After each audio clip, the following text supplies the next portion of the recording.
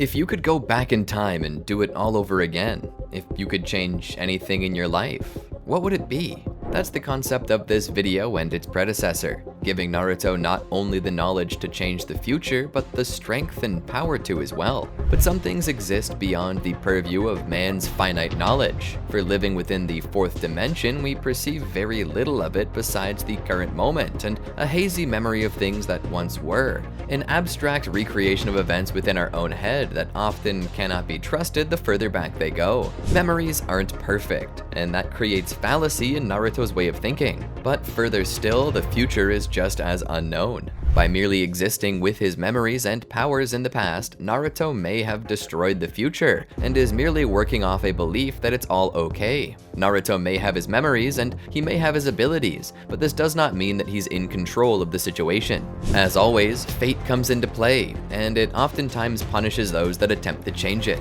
Anakin Skywalker, for example. He witnessed the future twice during his tenure as a Jedi, and during that time he attempted to change both. In attempting to save Padme, it led him down a path of darkness, which ultimately led to being the reason she died. Such a thing is possible for Naruto as well. So the question remains, if he continues to change things, will it ultimately lead to the destruction of the world? Or a happy future set out to make the future he once dreamed of even more possible? And the big question is, what is he willing to sacrifice for the greater good? Well, let's see if we can't answer that question today, my Amagites. Welcome to the Amagi. Before we begin, only 25% of our viewers are subscribed, so if you're a fan of the video, please like and double check that you are subscribed, and with that out of the way, let's get into the video. Naruto stood there on the bank of the little river that ran through the center of the village hidden in the leaves. Honestly, in the past, he had always hated doing this kind of work, and frankly, it hadn't been much different in the future. But this time, Naruto was not as upset as he once was, but instead grateful. After all, he had lived through one of the most dangerous times in the world, faced many threats, and oftentimes held within his heart the belief that he would die. And when it wasn't that, it was mind-numbing paperwork. Approval and disapproval of projects, requisitions for funds, and divvying up missions that came to the many teams across Konoha, having to read the description and decide which teams were optimal based on statistics and all manner of other things Naruto was half too lazy to fully learn. At this point, with everything he had gone through and was doing, this was like paradise. So simple, so safe. He was content to walk the dogs, to pick up the trash, but all the same, once more, the future demanded action, and so when he had free time, he made it to the Hokage's office. For Hiruzen, every time Naruto scheduled a meeting like this, it became stressful to him. He knew that it undoubtedly meant that something was coming. Something big that either needed to change or needed to stay the same. An action he and Naruto had come to call a nexus point. A point in time where everything connected for the greater good. Despite this, Hiruzen was grateful, as it meant that they were not going to be flying blind. Naruto would help ensure that things occurred without the loss of innocent life. He would help keep them safe. Naruto sat down in a chair before the desk of the Hokage. He mused within himself that this desk had at one time been his and would eventually become his once again. Hiruzen kept a nervous smile on his lips the whole time, a conjunction of cheerful expectations and fearful assumptions. "What can I do for you today, Naruto?" Naruto could hear the fear in the elderly man's voice. "I'm doing well, Mr. Hiruzen, and you are as well. Trust me. All I came in to say is that there's an important point coming up that I would consider a nexus, and it involves character building with my team. I wouldn't consider this in any way a danger to Konoha or you, but it's important that my team goes on it for character growth, in hopes of preparing my team for the future battles we may face." Hiruzen almost seemed to release the pressure of fear in his heart with a slow sigh that caused his shoulders to relax, giving the illusion that the man had slightly deflated into comfort. "That's fine. What mission is it, Naruto?" Naruto then began to explain. "Either it's already happened or it'll soon make it to your desk that a certain bridge builder named Tazuna has requested a Genin team to escort him back to the Land of Waves, where he'll continue working on a bridge linking them to the mainland. Team 7 needs to be assigned this mission." Hiruzen nodded. "I'll assign this mission to your team shortly." Hiruzen then leaned forward as to ask a new question. "Does your team know that you possess the ability to witness the future?" Naruto shook his head. Hiruzen raised a brow. "Not even Kakashi Hatake." Naruto shook his head once again. "I would prefer it to remain that way as well. This knowledge is being held back on a need-to-know basis. I don't want people's perception of me to change the way they act, and in turn, the way the future will unfold. If there ever comes a time when Kakashi or my team needs to know about my abilities, I'll let them know. But until then, I plan to hold this info back." Hiruzen nodded. "That sounds fair. Is there anything else you'd like to speak about?" Naruto looked around. I could talk with you for hours, but I'm sure you're very busy. Naruto stood to leave. Hiruzen watched him make his way to the door, and despite the fact that Naruto possessed over 30 years worth of experience and what most would consider to be an adult mind, his body was still that of a child, and he lived alone in a village that hated him. Hiruzen called out, "Naruto, tell me, how are you?" Naruto looked back. "What do you mean?" Hiruzen rephrased the question. "How are you doing right now?" Naruto thought about it. "I feel endowed with a glorious purpose, a chance to do the world good and set it on a good path toward a proper future." Hiruzen smiled. "Sit back down." Naruto would do so. Hiruzen would then speak. "I know you feel endowed with purpose, and I know you like to keep busy, but do you ever take time to relax?" Naruto thought about it. He shook his head. "No, sir, I don't generally have the time to, and even if I did, I wouldn't like it." "Why is that?" Hiruzen asked. Naruto thought about it. "It just is." Hiruzen then decided to take a stab at it. "Does it make you reflect upon the emptiness of your home?" This seemed to strike Naruto. He felt a jolt of emotion fire out of his solar plexus that caused a sudden urge to cry before being quelled. "I had a wife and kids in my life." Hiruzen nodded and continued to listen. Naruto thought about it. "The chances of me having those 2 children were astronomical. Each one was 1 in a million, if you understand what I mean." Hiruzen nodded. Naruto looked down. "I was used to spending all my time and my days with them. When I wasn't at work, I was at home hearing them argue and play. I don't know if I'll ever see them again. Not the same kids, of course. Kids like them that might even look like them, but I don't know if that can ever be them exactly again." Hiruzen let off a smile. Despite Naruto's age, he was a worried father, fearing for the safety of his little ones that had yet to be born. "Don't worry, Naruto. You told me when you first revealed this to me that fate flowed like a river, that it favored its original course unless it was specifically altered in a big way. I'm certain that if you continue down your course, you will reach the same outcome as you did during that time." Naruto let off a smile. "Thanks, Mr. Hiruzen. I really needed that." As the days passed on, Naruto and Team 7 would eventually return to the Hokage for their next mission. This mission would be given to them just as Naruto had requested. They would meet with Tazuna and begin the escort mission. All the while, Naruto knew Tazuna had lied and that this was much more than a mission to protect against bandits, but assassins too. They wouldn't be in any true danger. This Naruto knew, especially not with him and Kakashi around. But all the same, it was important to him to let the natural course of things take place, which meant he could not interfere here. He had a role to play, and like the actor he always thought he was but never truly had been, he put on his mask of ignorance and slowly guided the situation to where it needed to be. As the Demon Brothers came out, Naruto had expected it and was totally ready for it, but he froze up purposefully to make Sasuke protect him and give him the character building he needed, all while making it look as if Naruto himself were building character. It was a bit sad to know that he was lying to them, making it look like he was weak when he wasn't, but there was a need for secrecy as too many people knowing what would happen could spoil the situation, which is why he kept even Hiruzen mostly in the dark except for when it was necessary. Their genuine reactions were as important as Naruto's alteration of them, and so, just like in the times he once experienced, he froze. And after that, he carved into his hand a vow to never freeze again, just as he had in the past. Honestly, it was a trying task stabbing into his hand like that, and so he didn't do it as hard as before. He just merely needed to get the point across, so he settled by just drawing blood by cutting the palm of his hand instead. With that done, he would have it wrapped up, and he'd have Kurama release a burst of chakra to heal it rather quickly. With that done, they moved on until Zabuza stopped before them. Just like before, Naruto elected to step back and allow Kakashi to have his fight with Zabuza. This, of course, resulted in Kakashi being trapped in a water prison. Naruto was actually slightly relieved by this. It meant things were still on course, and so he and Sasuke would brainstorm a new strategy, one which would end up being the Demon Wind Shuriken feint. After throwing the shuriken that Naruto had transformed into, Naruto would throw a kunai back at Zabuza, which resulted in Zabuza needing to let go of the water prison. It was then that Haku would appear and seemingly kill Zabuza, though Naruto knew better. Kakashi was weakened though, and so they decided to rest at Tazuna's home, which gave Kakashi time to rest. While he rested, he had his team work on running up trees and sticking to the surface of objects with the soles of their feet. Naruto was a natural at this by now, but he wanted to feign the lack of ability to do so, because he didn't want to leave Sasuke in the dust. Sasuke, on the other hand, actually managed to pick this up rather quickly, far more quickly than he had before. Naruto surmised that this was due to Itachi not killing the Uchiha clan. This would mean that Itachi either eventually did train Sasuke, or perhaps that Sasuke simply wasn't aggressive enough at this time to result in him using too much chakra too forcefully. So this training went by far faster. Naruto would then return to the home for supper. There he was confronted by Inari.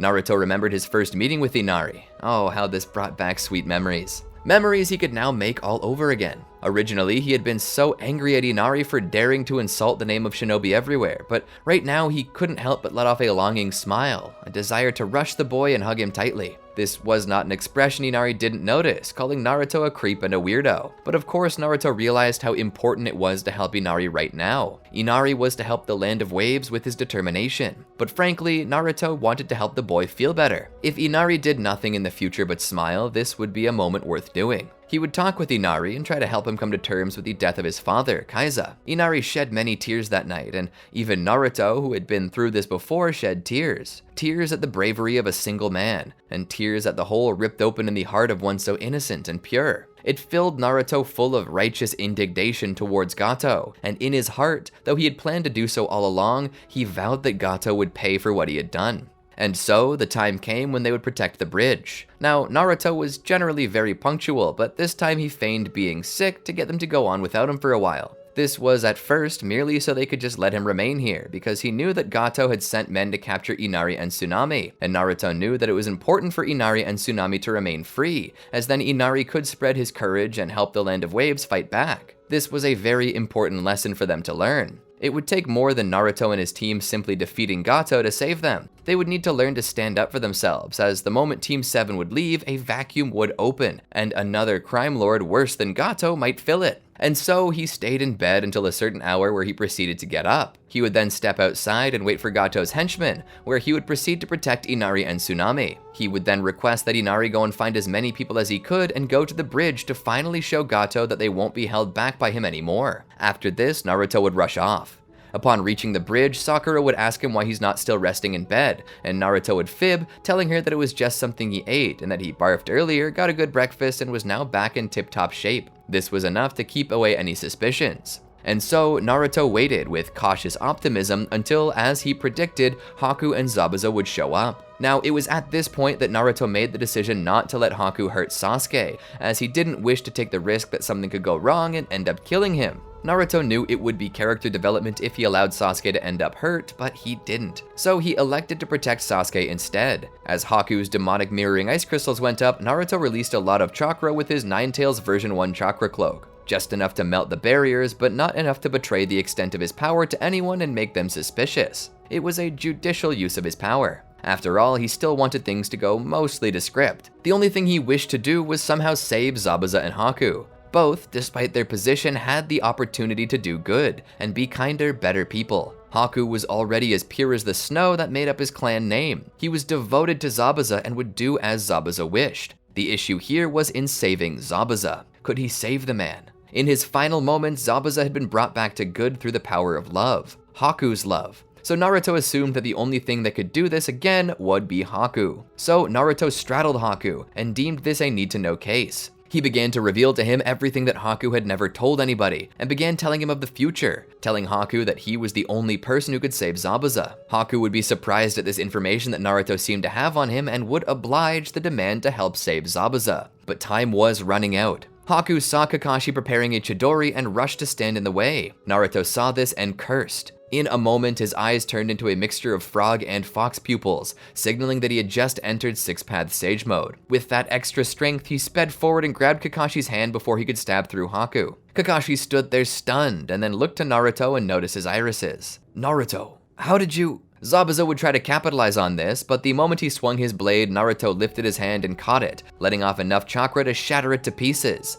This left Zabuza slightly defenseless, but instead of attacking, Haku turned around and pleaded with Zabuza, tears in his eyes, begging him to stop. He told Zabuza that he understood if he was just a tool, but that Zabuza needed to realize how valuable to this tool he was. Haku loved Zabuza and saw him like the father he always wanted. He begged him not to leave. The two talked. They argued a bit, and emotions began to run deeper. Eventually, Haku convinced Zabuza to stand down, and the two reached peace with Team 7.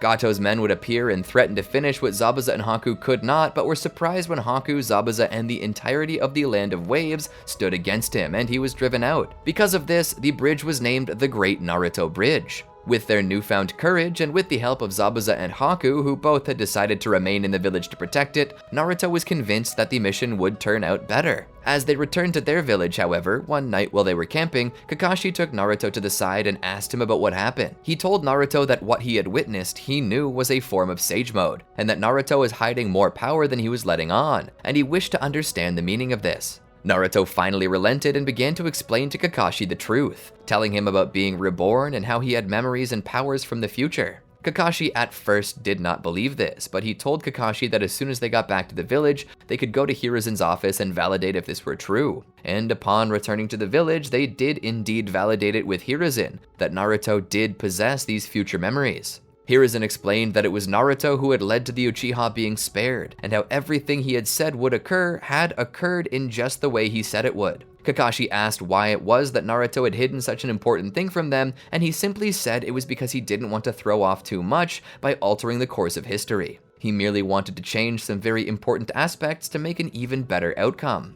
To that end, Naruto mentioned to Hiruzen that he and Team 7 needed to be in the Chunin exams coming up, because it was at this time that something very big was supposed to happen in the village that could change everything. And Naruto needed to scout out how much would be the same and how much could change. And so, with Kakashi's blessing, Hiruzen approved of it. The team would go and sign up for the Chunin exams, and eventually the time came that the exams would begin. Naruto breezed through the first test for the simple fact that he had experienced it before. Being Hokage, he was now capable of answering some of the questions. Not all of them though, which made Naruto feel a little bad. As Hokage, he should know most of this stuff, but realized just how often he relied upon his gut for this. But in the end, the only thing that mattered was that he said yes to the final question. This ensured that he and his team passed easy peasy. Moving on further, they would begin in the Forest of Death. Here they would search out another team. Naruto recognized that Gaara and his siblings were here. He wondered where Rasa was, if he was even still alive. Upon coming into contact with Shiore, who revealed herself to be Orochimaru in disguise,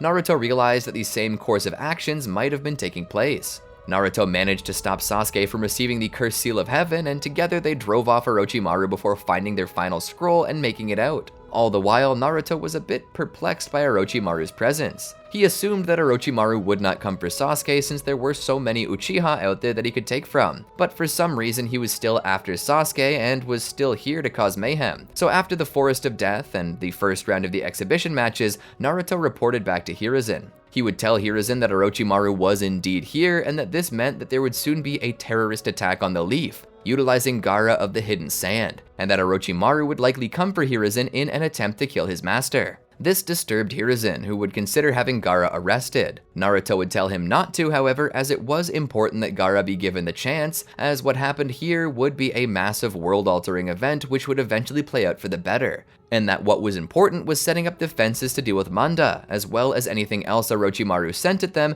in an attempt to save as many civilian lives as possible. Naruto then mentioned to Hiruzen that in the end he would need to fight Orochimaru. Hiruzen asked how that turned out in the future. Naruto told him that originally Orochimaru had just barely survived and that Hiruzen had perished, but he believed that with the Sharingan, Hiruzen now stood a chance against Orochimaru and could likely come out on top. Hiruzen nodded. Naruto finally mentioned that Jiraiya was in the village and that Naruto needed to go recruit him and hopefully train with him. Hiruzen asked him why he would need to do that if he already possessed all of his powers and memories from the future, and Naruto simply stated that this was both for the village, but primarily for himself. When asked why, Naruto simply said, "It's important to me that the bond I once had with my master return. If I didn't try to cultivate that again with him, I'd regret it forever. It's very important to me." And so he let Naruto have this. Naruto would leave and find Jiraiya outside of the women's bathhouse as he had originally, something that would bring a smile to his face. He would sneak up on Jiraiya and startle him. At first, Jiraiya didn't seem as interested to take him on as an apprentice, but upon revealing himself as the son of Minato, the Nine-Tails Jinchuriki, and showing him his sexy jutsu, a jutsu he hadn't used in years, he would begin to be taught as Jiraiya's apprentice.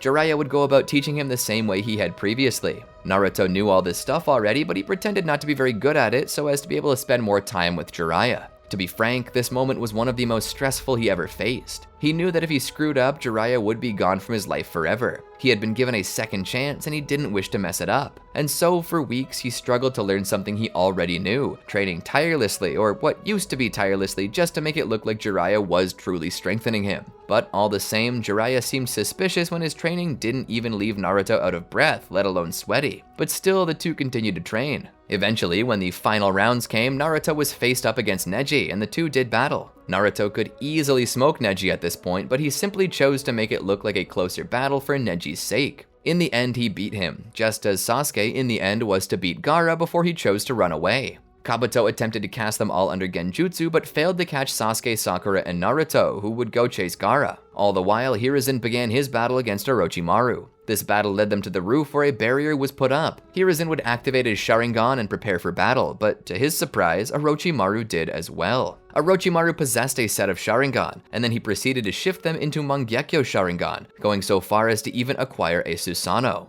This battle was over fairly quickly. Orochimaru's Susanoo, as well as his Edo Tensei, would overwhelm Hiruzen quickly. Just as before, Hiruzen would attempt to seal away Orochimaru with the Reaper Death Seal. This was again only partially successful, leading to Orochimaru escaping but still having his arms sealed away. Naruto, Sasuke, and Sakura caught up with Gaara and the two prepared to fight, with Gaara releasing Shukaku and Naruto releasing Kurama. Together the two did battle, and Naruto managed to wake up Gaara, causing Shukaku to return within his seal. Naruto would then come to Gaara's side as he woke up and attempt to relate to him. He told him the same thing that he had told him before, about how he was abused for being the Nine-Tails Jinchuriki, and that he understood what Gaara was going through, but that Gaara could change and that he didn't need to be ruled by his hatred. He told him to let it go and consider a new future, one where there was peace. He then let Gaara go. He would return to Konoha with Sakura and Sasuke, only to come to the realization that Hiruzen had been killed. The funeral was short. Naruto saw the tears in Konohamaru's eyes, and it caused his own to overrun.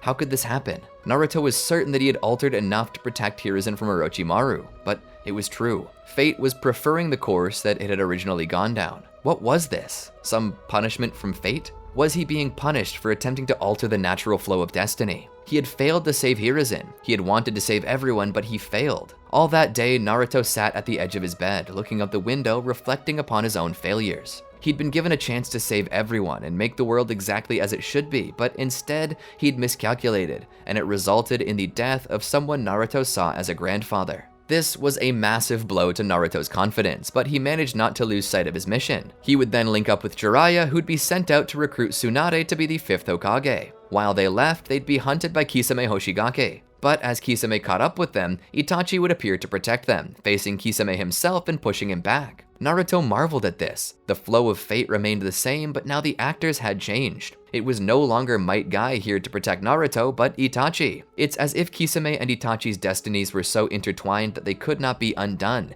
even with such differences as they had created. Naruto saw this as more than just a nexus. Destiny had tied these two together. This he called a temporal fact, a fixed point, an anchor of fate. Jiraiya and Naruto would continue on their way towards Tsunade's location. He would continue teaching Naruto the Rasengan, and Naruto would continue to fail it purposefully, because despite having already learned it, he needed to make an effort not to look suspicious. And so, together, the two of them would meet with Tsunade and discover that she was planning to go after Orochimaru. Jiraiya feared that she might be joining him to heal his arms, but Naruto knew better. They would follow her to the meeting place only to see her fighting against both Kabuto and Orochimaru. They'd begin to help her. Naruto knew that at this point, he could body both Orochimaru and Kabuto, and despite how badly Naruto wanted to kill them for killing Hiruzen, he knew that he couldn't. Orochimaru would be useful in the future when he turned a new leaf, no pun intended. So he ensured that the battle followed its destined script, which led to their victory and Orochimaru fleeing the scene. With Tsunade in tow, they would return to Konoha, where she would become the next Hokage. Now, because Itachi had never killed the Uchiha, Sasuke never felt the need to grow stronger via taking drastic measures. All the same, Naruto knew that Sasuke would still need to grow stronger, so he asked Jiraiya if he could bring Sasuke along with them while they trained, and Jiraiya would agree to this. And so the three of them would go off on their way to train. Naruto knew that he would need to probably hold back a little to make things fair, but he was content that things were going according to plan. Lives were being saved, and his bond with Jiraiya was growing yet again. All they had to do now was grow strong enough to face the future. And I think I'll call it here for the day. Thanks for watching with me. If you have any other video ideas you would like to see, make sure you tell us about it in the comments, or go to www.amagipublishing.com to submit new ideas. Be sure to like, subscribe, and ring the bell to receive notifications when new videos like this drop, and until next time, peace.